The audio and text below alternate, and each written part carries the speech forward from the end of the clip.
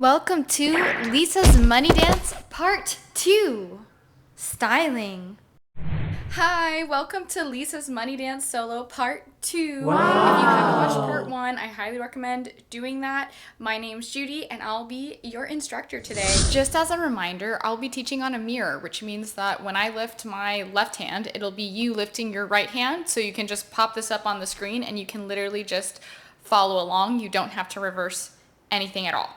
So let's get into it. Both knees bent. Usually she's holding on to a microphone, other arm is hanging. I mean, do with that what you will. But say from here, we hop into what I call split weight, means we have 50-50 feet in both feet, or weight in both feet. Boom. She's up so she can step on her left foot. So she's gonna step left, then she's going to pivot on her right foot, right, pivot. Then she's gonna step right, step left, step right, and arms up, left. You're gonna drop.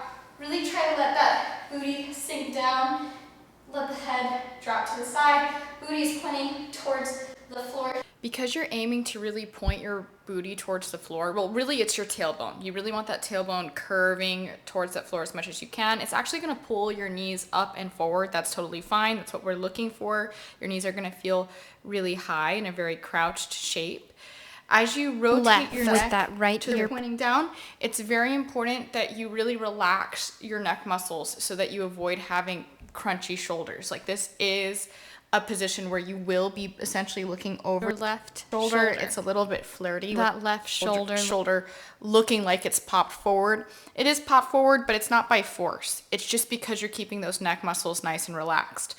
If you do this position correctly, you should feel like your hip muscles are very relaxed While you're squatting. This will also ensure that everything feels long and comfortable and that you don't hurt yourself or strain your neck as you're in this, which is important in this dance because this dance is definitely choreography based. So any time that we can give our neck a little bit of a break, we want to, since you are going to probably be sore if you practice this solo enough, just from all the hair flipping. So that when you arch, you're really pulling upwards with your tail.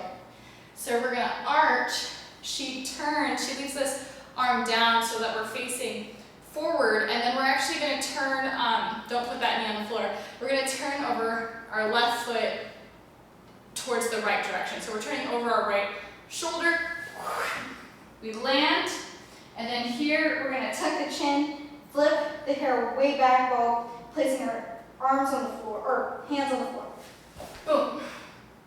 Then think chest opener for this position, chest and shoulder opener. You really want to get those fingers pointing backwards behind you. You really want to lift up through the chest. And again, in this position, even though our head is back, our neck should be relaxed, or else this choreography will be a nightmare. So lift the chest, that's where the tension is, but the neck is nice and relaxed, supported by the chest and shoulders. From here, rotate your body, touch the hip, lift. Throughout this entire section of floor work, the most important thing that you can do is, even though your weight is in the palms of your hands, you want to really lift that chest up. You really want to pull up through your lats, which are right behind your shoulder blades, and lift up through the chest. Lift, keep that head nice and lifted. The worst thing that you can do is to just relax your shoulders and arms and chest in this fan kick type position and then get that crunchy look all over. That's a different type of styling. That's going to give you like monster or scary, like just something like crunchy on the top is not what we're going for here. We want to really look cute and sexy and flirty, which means everything's going to be lifted up.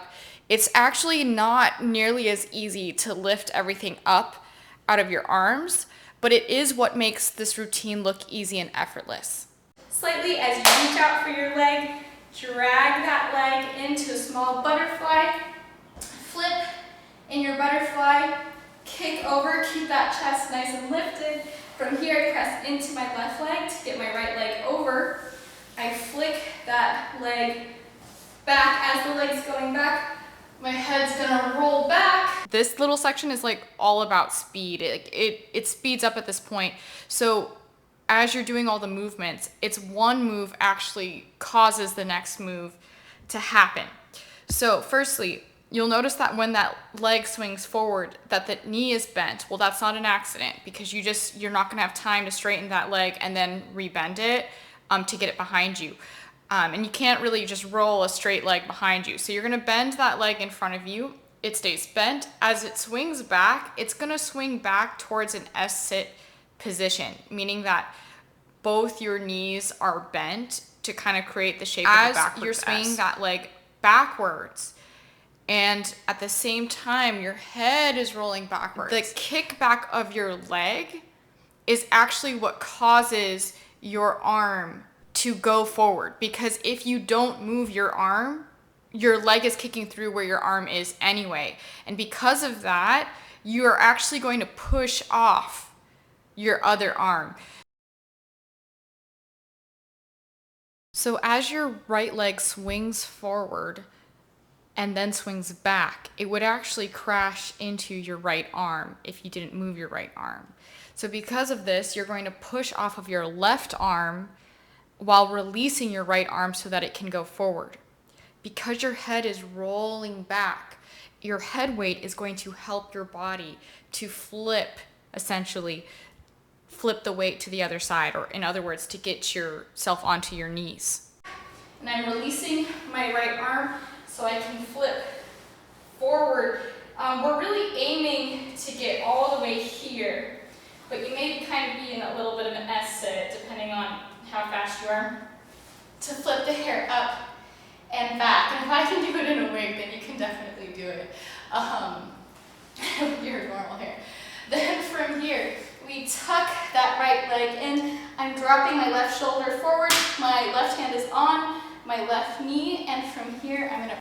My advice here is to just make sure as you are pressing your hands into your legs that you are using that to help get that booty up first. So you're gonna go booty, legs, then upper body and head. And just, I think that if you're just going to dance this section, like maybe you're just going to make this clip for social media, to make this really feel like an ending, I would really milk that ending. It's like very sexy, very kind of classic heels move there. I also think that the final getting up, pushing those hips back, I don't think that where the hands are placed are as important as the fact that you're pushing into your legs and then getting those hips up first. If you feel like you look better and you have more control with both your hands pressing against one leg, then just do that. You know, just do what looks good on you. What is important is that that left shoulder is forward again from a relaxed neck, just like in the beginning of this little solo. Press up and back, boom, boom, mine. She moves into the chorus. So once you've had a chance to work on your styling, you should be able to put it all together and get something like this. On my ass tonight. Drop some money. Drop some money. Drop some money.